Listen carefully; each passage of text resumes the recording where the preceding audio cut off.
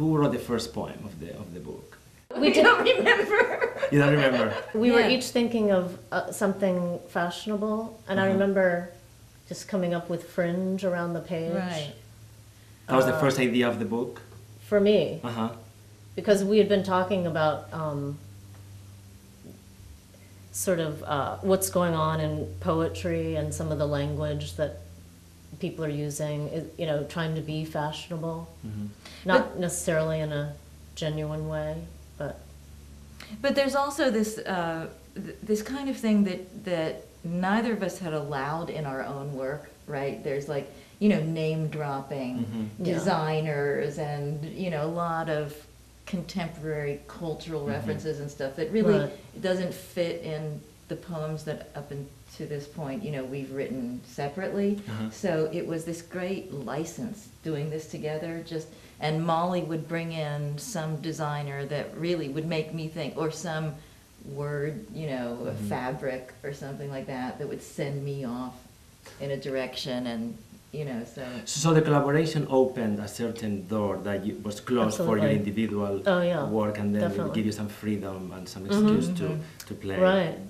Absolutely. The subtitle of the book is The LA Poems.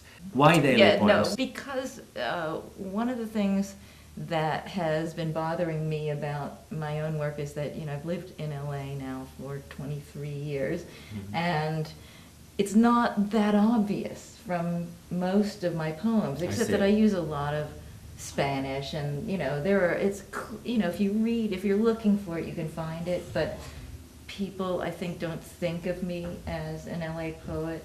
And, you know, when we were after we had put this book together, it just seemed to me like there was nowhere else in the world you could have written these poems. So I wanted kind of to announce that. So you wanted to establish that. The cultural space, is really important to this book. One of the things I really like is what you do with couples of words. You have words together, like I have examples here, like critique, lalique, powder, power, angle, angel. So they're words that are phonetically very similar, but they're very different in meaning. And I think by putting them together, there's a certain element that you add to the word. What's the intention of that, or how do you see that? Well, a few different ways. I mean, sometimes it's fun, the pun and the rhyme that comes with it, but also I think it's associative. I mean, that not just in sound is a part of it, but that a word has an association with the other word in meaning, and so you're bringing that to light a little bit. It's not an evident meaning in the beginning, but then in the context of the poem, it appears more evident. Like powder, power. That was something I really liked. So like, you know, a woman's, I mean, what I had in mind, I think, is that the purse poem or something, like the powder, that was actually a woman's like accessory, her powder and her power. So I was playing with that.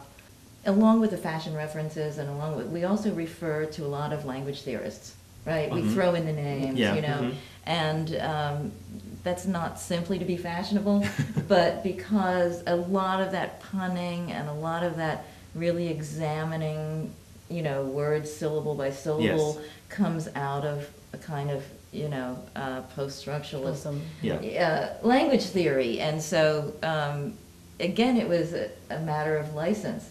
Yes. It was like, you know, oh, I'm allowed to be brainy in these poems because I'm also being silly. Yes.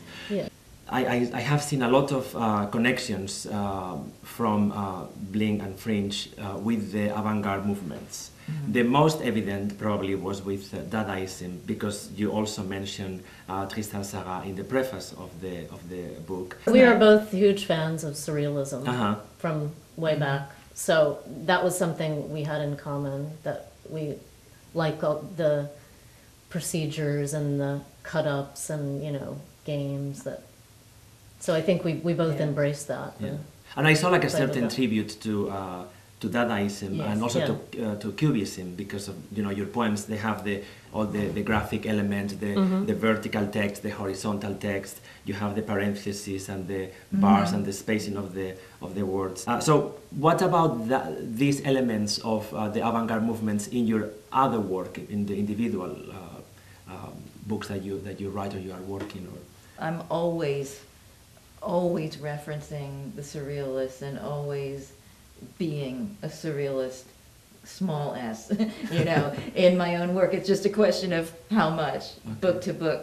Like, I think some books are a little less surreal, but there's always a relationship. They are the people who got me passionate about writing poetry. do you associate yourself more with one specific, like Dadaism or Futurism, or all in general? Or? Well, I prefer the French surrealists to the Spanish surrealists. I did some translations of Joyce Mansour, who's sort of a later French surrealist. But certainly the French. But I like Lorca too. I like that, green hair, Yes. green eyes, All the reference to pop culture.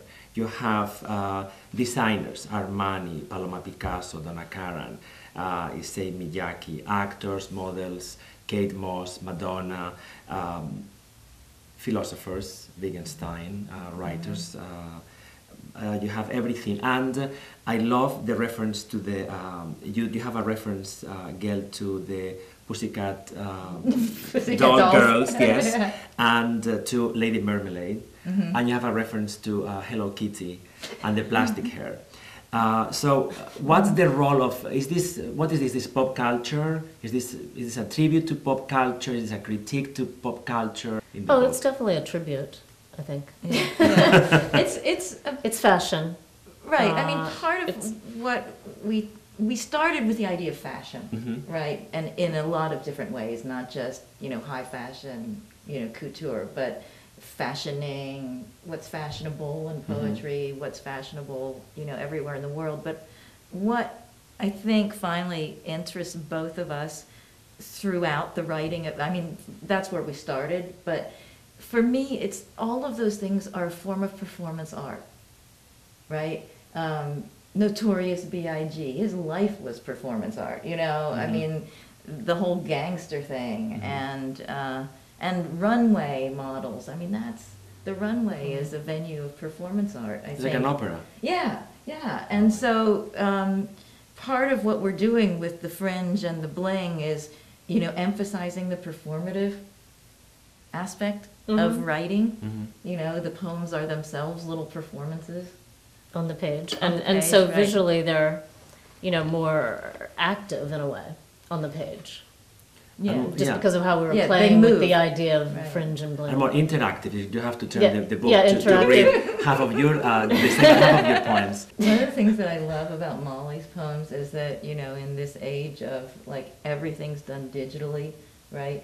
Her poems are typed.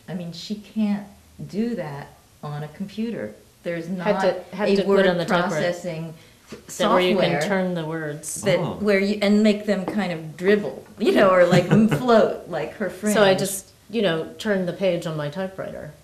An actual do it. page and an on an actual actual typewriter. typewriter. Yeah. So the typewriter still has this materiality that the computer Yeah. doesn't have, which we hope our poems do anyway, a kind of material Wow. feeling. Do you have other projects, other collaborations in the future? Or Probably. I'm sure we will. I'm sure we'll go on to something else. What happens is, we're sitting around somewhere at a coffee shop or something, and we just start complaining. about something. I was going to say the same word. do you want to add anything, something that people should know about your book, or maybe not? Maybe they should just read it. They should just read it for Yeah. sure. Definitely. Yeah. Well, thank you for your time with us, and Thank you. I really enjoyed reading the book, and it is very intriguing. Thank Thank you. you.